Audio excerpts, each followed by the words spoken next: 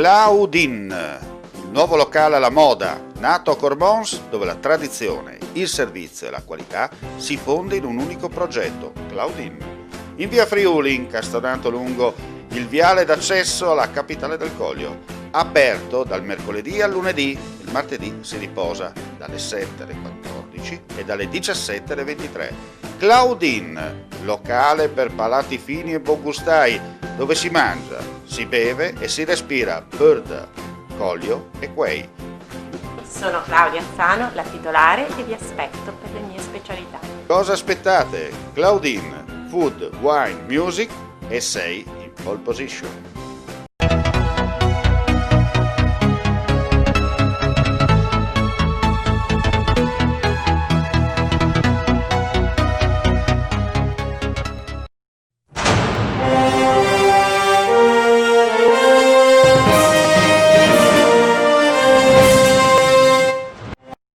Dopo 9 giorni di lavoro in supporto ai colleghi dei Vigili del Fuoco regionali, nella giornata odierna rientreranno ai rispettivi comandi i colleghi dell'Emilia-Romagna e della Lombardia, che hanno aiutato nella rimozione della neve che appesantiva pericolosamente i tetti e le aziende, in particolare nella Carnia, colpita dal maltempo.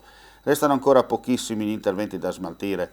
Una volta ultimati, l'emergenza neve si potrà dire definitivamente conclusa. I Vigili del Fuoco hanno operato in questi giorni, in particolare a Sappada, Forni di Sopra, Forni a Voltri, Treppo Carnico, Villa Santina, Tolmezzo, Enemonzo, Cavazzo Carnico e Ovaro. Si sono ritrovati in 17 in un appartamento a Trieste, in zona Gretta, per scambiarsi i regali di Natale nell'abitazione. Per questo motivo tutti e 17 studenti universitari sono stati sanzionati per aver violato la normativa anti-Covid.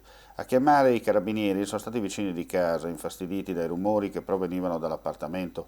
Sul posto sono giunte 2 pattuglie da Barcola e dal radiomobile di Aurisina, che hanno identificato e sanzionato gli studenti. Secondo una ricostruzione, questi ultimi si erano dati appuntamento per il rito del Babbo Natale segreto, ovvero la consegna dei regali in modo anonimo. Qualcosa, come si dice in questi casi, però non ha funzionato nel verso giusto.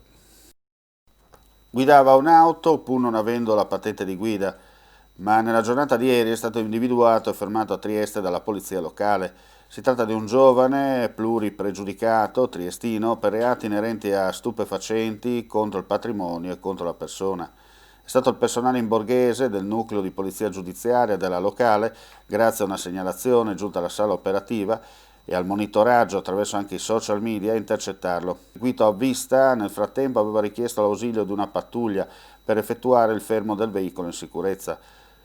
Il personaggio alla guida, come detto di un'auto risultata rubata, in modo estremamente pericoloso, sfrecciava a velocità sostenuta anche lungo le strade cittadine, utilizzando viabilità secondaria al fine di evitare i possibili controlli e far perdere le tracce. Ma nelle vicinanze di Cattinara, continuando a mantenere una velocità sconsiderata e sbandando pericolosamente, gli operatori in borghese sono riusciti a fermare la sua corsa. Raggiunto e mobilizzato, dopo la tentata fuga, l'uomo ha continuato a porre resistenza ai pubblici ufficiali ed è stato portato nel comando per le procedure di rito. Dopodiché per lui sono scattati gli arresti domiciliari.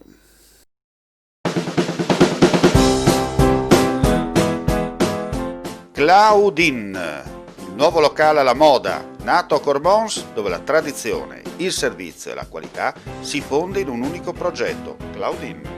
In via Friuli, incastonato lungo il viale d'accesso alla capitale del Collio, aperto dal mercoledì al lunedì, il martedì si riposa dalle 7 alle 14 e dalle 17 alle 23. Claudine, locale per palati fini e buongustai, dove si mangia, si beve e si respira Bird, Collio e Quay.